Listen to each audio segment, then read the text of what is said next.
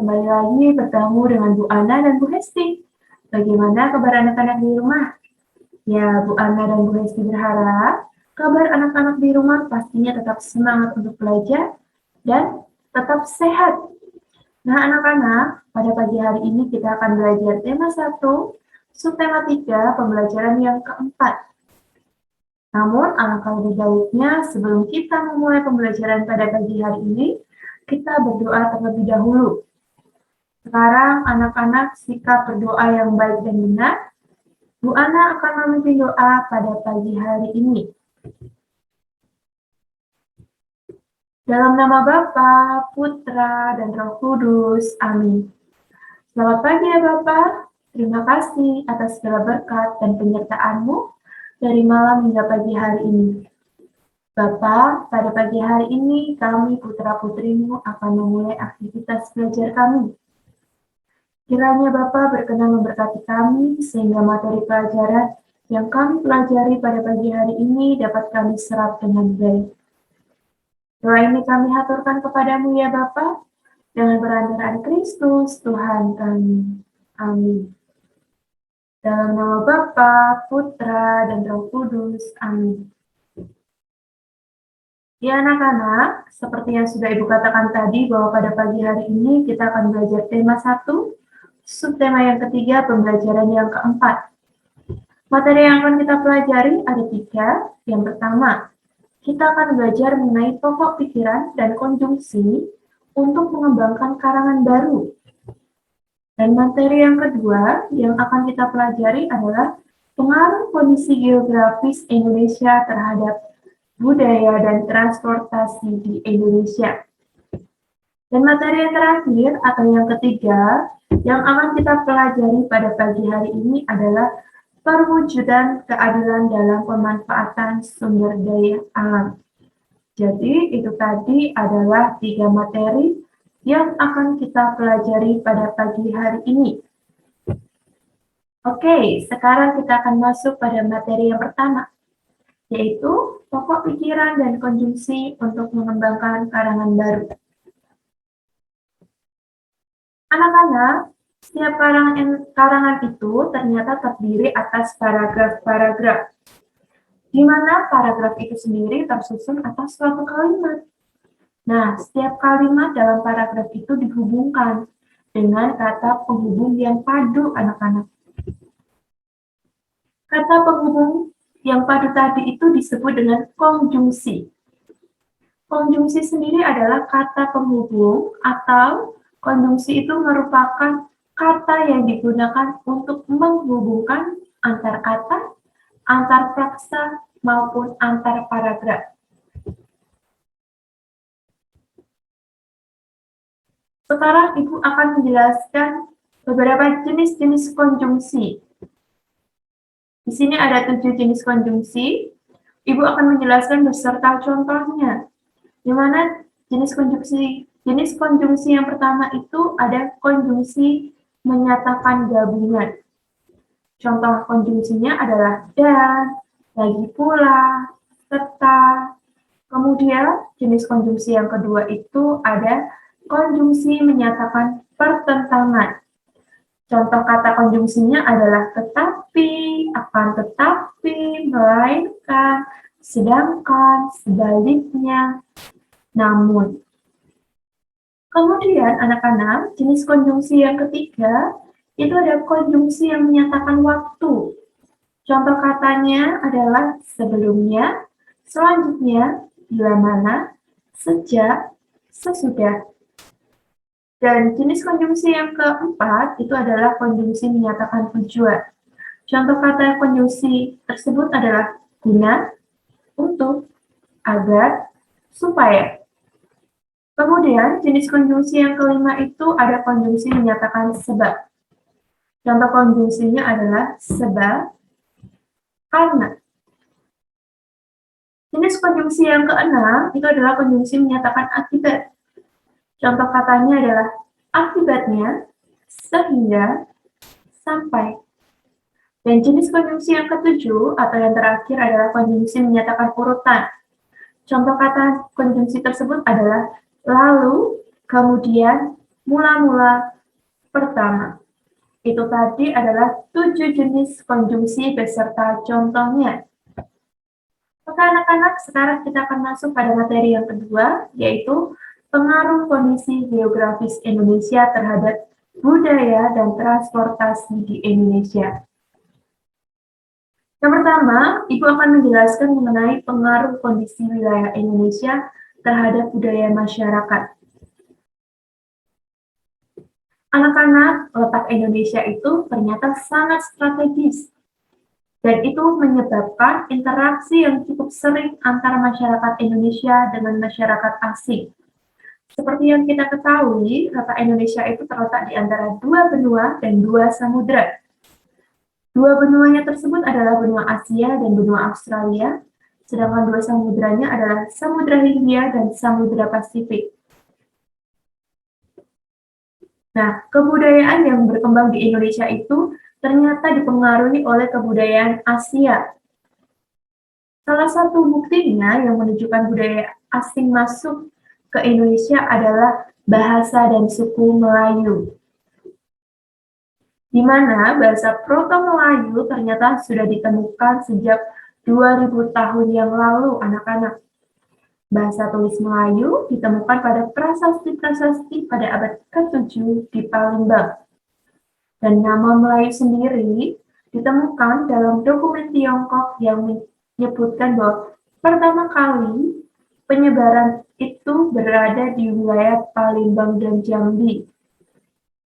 Nah, Palembang dan Jambi sendiri itu berada di wilayah Indonesia, anak-anak, tepatnya di Pulau Sumatera.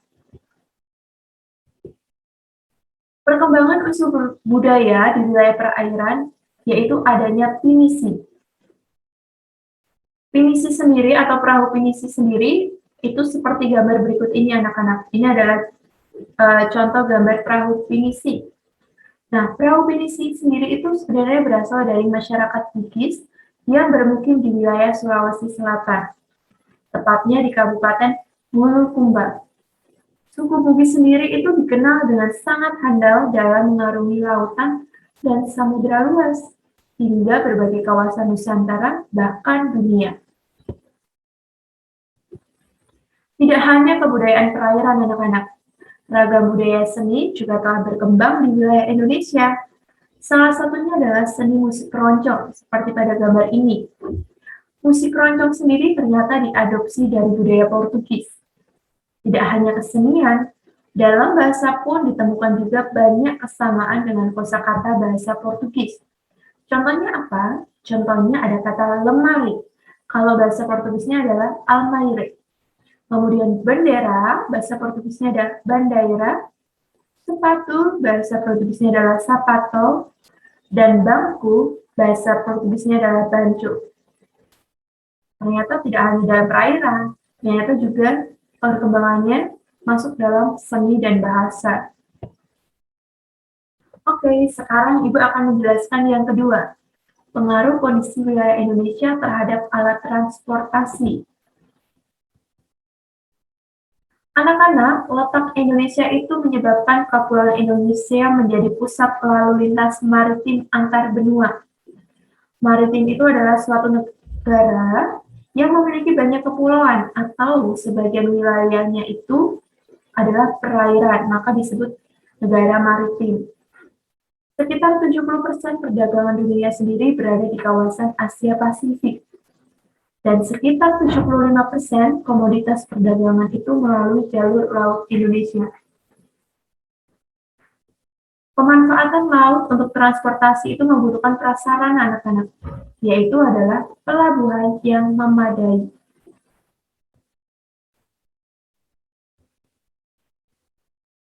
Sekarang Ibu akan menjelaskan jenis-jenis pelayaran. Yang pertama, itu ada pelayaran lokal.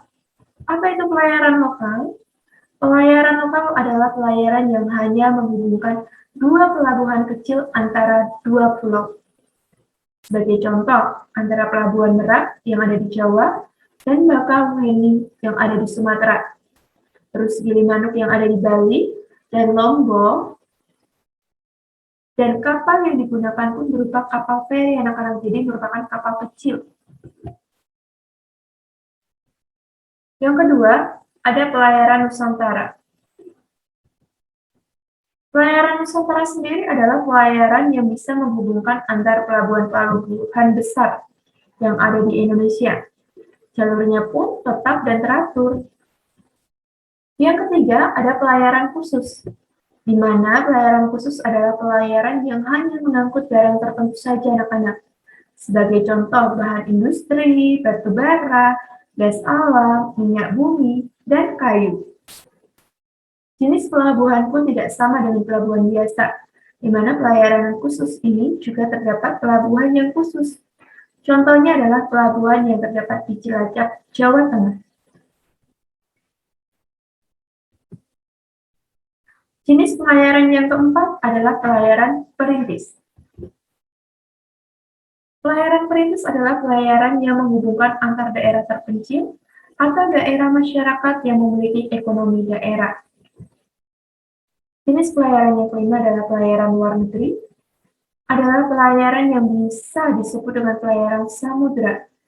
Pelayaran ini menghubungkan antar pelabuhan Indonesia dengan pelabuhan luar negeri.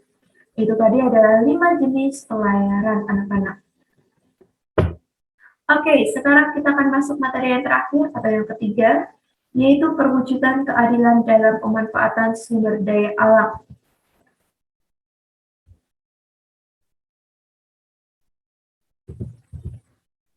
Indonesia anak-anak itu merupakan negara yang sumber daya alamnya yang melimpah. Nah, untuk mencegah eksploitasi sumber daya alam oleh pihak yang tidak bertanggung jawab, akhirnya pemerintah mengeluarkan peraturan bahwa sumber daya alam itu dikelola oleh negara untuk kemakmuran rakyat. Meskipun dikelola oleh negara, anak-anak, semua warga negara sendiri berhak menggunakannya dan harus tetap memperhatikan hukum yang berlaku. Pancasila dalam sila kelima juga menegaskan bahwa keadilan ada untuk seluruh rakyat Indonesia. Simbol Pancasila sila kelima adalah padi dan kapak seperti pada gambar berikut ini.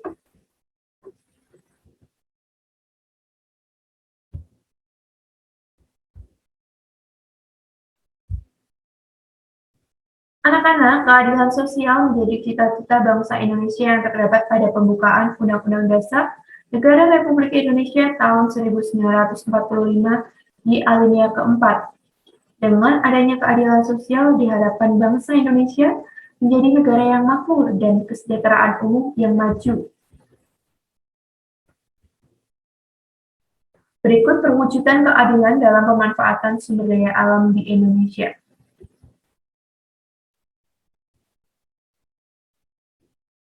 Perwujudan pemerintah dalam pemanfaatan sumber daya alam. Yang pertama adalah penghematan bahan galian tambang.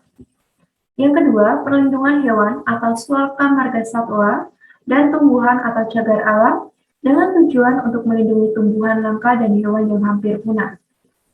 Yang ketiga, pemeliharaan lingkungan.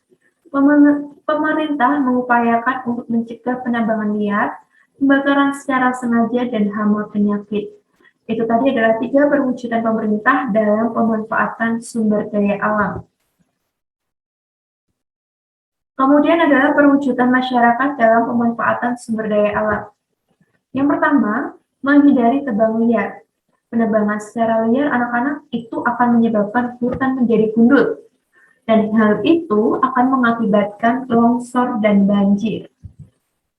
Yang kedua adalah gotong royong membersihkan lingkungan, di mana lingkungan yang bersih akan menjaga alam tetap bersih.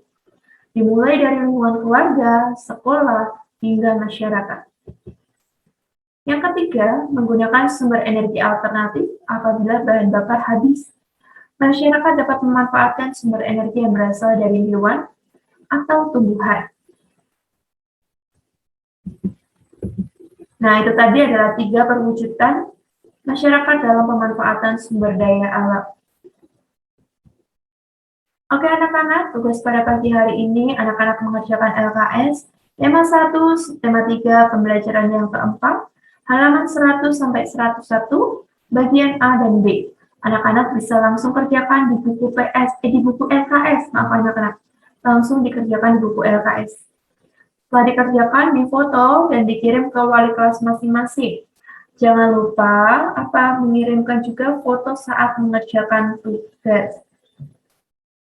Nah, sekarang kita akan mengulang kembali materi apa saja yang sudah kita pelajari pada pagi hari ini. Ya, betul. Ada 3 materi yang sudah kita pelajari pada pagi hari ini. Yang pertama, kita sudah belajar mengenai pokok pikiran dan konjungsi untuk mengembangkan karangan baru. Yang kedua, kita sudah belajar mengenai pengaruh kondisi geografis Indonesia terhadap budaya dan transportasi Indonesia. Dan yang terakhir, kita sudah belajar mengenai perwujudan keadilan dalam pemanfaatan sumber daya alam. Itu tadi adalah 3 materi yang sudah kita pelajari pada pagi hari ini. Nah, anak-anak, sekian pembelajaran pada pagi hari ini. Bu Ana dan Bu Esti mengucapkan terima kasih. Anak-anak di rumah tetap harus semangat belajar dan tetap jaga kesehatan. Sampai jumpa anak-anak. Dadah.